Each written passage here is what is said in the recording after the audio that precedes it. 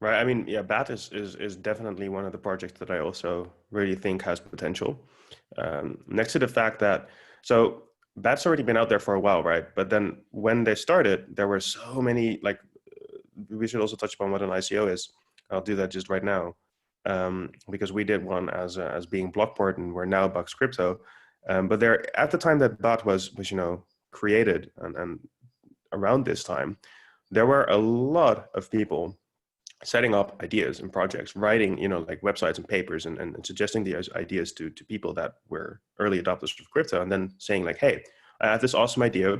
I think it's going to take over the world. I wrote this paper about it. Read the paper if you want. On that day, like, I don't know, 2 months from now, on that time, you can buy my own token, for example, the Nils token.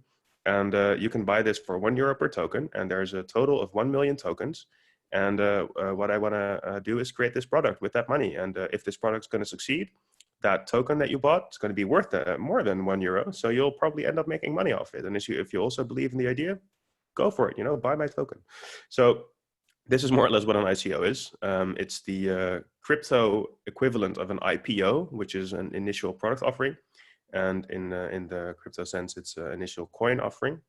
And at that time, there were many projects when BAT was created. There were so many projects that did ICOs, also more after BAT. And I think many of them didn't actually create a really, an actual product. Like they were not really creating anything that was being used. I mean, the quality was, all over the place, but there were also really many projects that literally did not create anything. And BAT was one of those that actually quite early on created something that, worked. They created the Brave browser, and they actually did something. The whole thing has been running, and they're still adding stuff on top of it. And I think that's a really interesting and important point to note here, to underline why we probably believe in it, because I believe in the team. Funny enough, the creator of BAT is also the creator of a programming language called JavaScript that definitely runs in everyone's device, because whenever you browse, you'll use that language. So it's quite cool, the people behind it. So next to BAT, what I believe in, I just want to touch upon one project and then one general idea that many projects kind of come together in. So one project that I believe in a lot is Cosmos. And the reason for this is, so we spoke about this whole Byzantine generals problem, right? So you have a couple of generals and they want to attack a city and they need to align, and it's quite hard to get them aligned. So there's a couple of like protocols or algorithms to solve this problem. And one of them is what is implemented in Bitcoin, which is Nakamoto consensus. But we also have another implementation to be what they call Byzantine fault tolerant. And fault tolerant is literally to deal with faults in the system where, for example, two generals are bad. That's a fault. So you're tolerant of the fault that two generals are bad. That's called BFT, Byzantine fault tolerant. And there was this guy, Jay Kwan, and together with Ethan Buchman, they work on this right now. It's called Tendermint, and they wrote this piece of software that solved this problem as well, based on already existing research. And they basically split the whole thing up in two. So they said, on the one hand, we want to have this whole algorithm thing, all the protocols and all the complexities in there and whatnot. But we also want to have an application layer. So this layer of stuff you can actually do with it, stuff you can build on it. For example, email.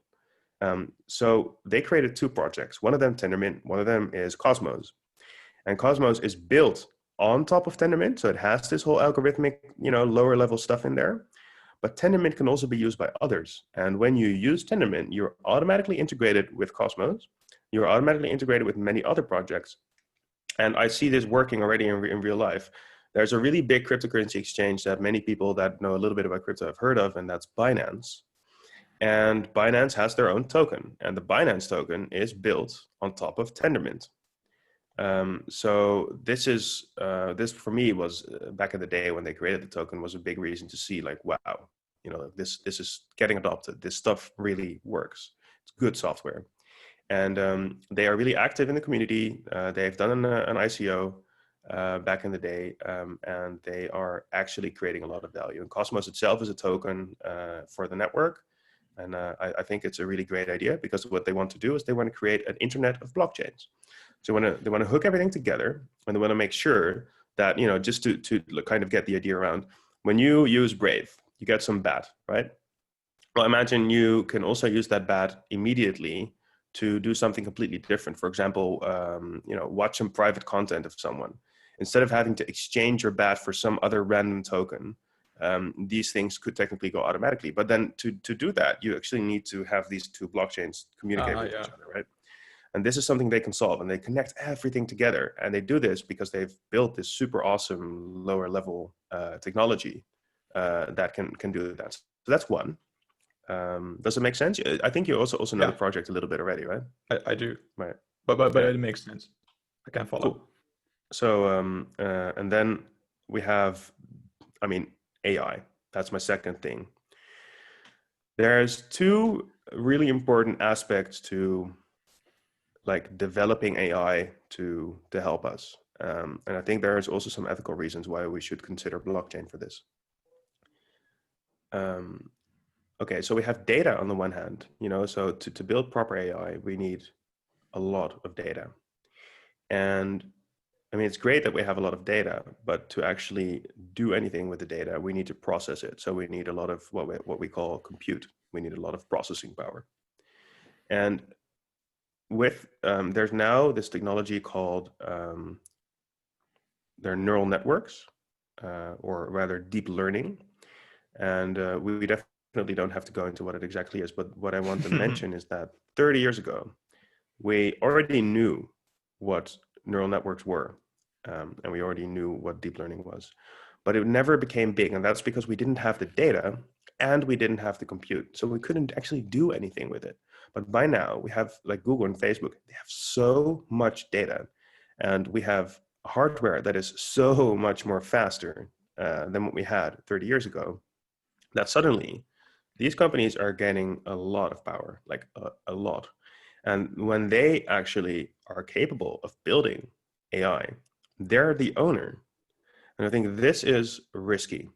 I think in general, what we should try to do is we should make sure that the data and the compute is in the public domain, so it's something that everyone can access freely, and that the products built on top of it, yes, of course, those might be offered by Google and Facebook, but they should not own your data, and they should not be able to do all the compute that they want whenever they want, and to not share this with others, because then you get competition, I think, on the wrong things, because then we're still the product, right? So we want to get away from this. Well, so there's a project called Ocean Protocol, and they more or less solve the data problem. So they say, okay, you can provide your data to the rest of the world, and you get a reward for this, and that's a token.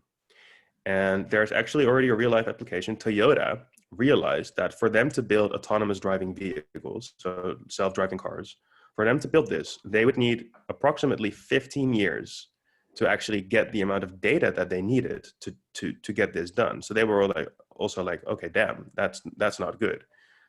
So what if we collaborate with others and share data that is being generated, and then try to collectively build a self-driving car? Well, this is exactly what I mean. The self-driving car is a huge advantage for people, but it shouldn't be the case that the data of the company, no, it should be owned by us, and we can offer it to them to use, right? That's fine. That's all good. So I think this is something that we should try to stimulate. And Ocean Protocol is already actively doing this with Toyota. They're supporting them in solving this problem. And then on top of that, we have the compute, right? So, to have the computing power, the server power, more or less, to process all the data, similarly is in the hands of a few companies. Well, what if we say we also democratize that, we decentralize this? So you can use a couple of devices that you have in your basement to run certain AI algorithms, or you're like a small startup that doesn't have a lot of data, but you have some really smart AI researchers, and you do have the money to buy a couple of servers, and you want to create a really awesome product. Well, you can use Ocean Protocol for the data, and then you can use something that is called Singularity Net, which is from Ben Goertzel, and they also collaborate already with Ocean Protocol. You can use Singularity Net to offer your computing, your AI algorithms, to the network, and then you can use the data from Ocean Protocol, compute it, and then share it again in the network, and you can get rewarded for the fact that you offer your AI services there. So it's like an AI marketplace. Well, how good is that? That's something we will probably develop towards, and this is where blockchain comes in. It cuts out the middleman, and you're the owner, and that's why I believe in these projects. Wow. This last this synergy between projects, this really sounds fucking cool. This is epic. Right? This really excites me. The possibilities here are endless. And I think maybe we went a little bit too far for an introduction episode, but it's it's good to get maybe usual, like a sneak peek into what this technology can offer. Maybe it's actually good that we did this, and we can dive into this way more deeply in separate episodes. But these are just a few like applications that this technology has to offer. So this is maybe also a good example why we are so excited about this, and why you actually made it your job. Yeah, I mean, you invested like years in this, and it's because this vision, I believe, and I think you too, this is going to happen, and it's going to be really awesome. Like, the world's going to change for the better if we do this right. And the thing is, it's already happening, and we have the responsibility as humans to educate ourselves on this and to guide it into the right direction. Because this is also an important thing to note, I think, when we get a little bit more like philosophical. When there's innovation, there's always huge potential for evil as well. For example, with the creation of weapons, you can say, well, they can be used for a lot of evil things. But there's also always the argument that they can be used to defend yourself with, right? And I think it takes people with the right character to use the weapons only as a last resort, and to never use them to attack anyone. And it's the same if you're a good fighter. You should never use your skills to attack anyone, but you should be aware that you can defend yourself. And I think also when we have technology that is extremely powerful, we should realize that we as a human species have the responsibility to wield it, with care. It's like, this the Spider-Man quote that's all over the place. With great power comes great responsibility. I mean, Uncle Ben was right. He was right. Yeah, I was laughing because now we really made a good connection with the first episodes about meaning and stoicism and Jordan Peterson stuff. That it all fits together now. This is why you need to be a stoic when being a crypto CTO, I think. Good point. Yeah.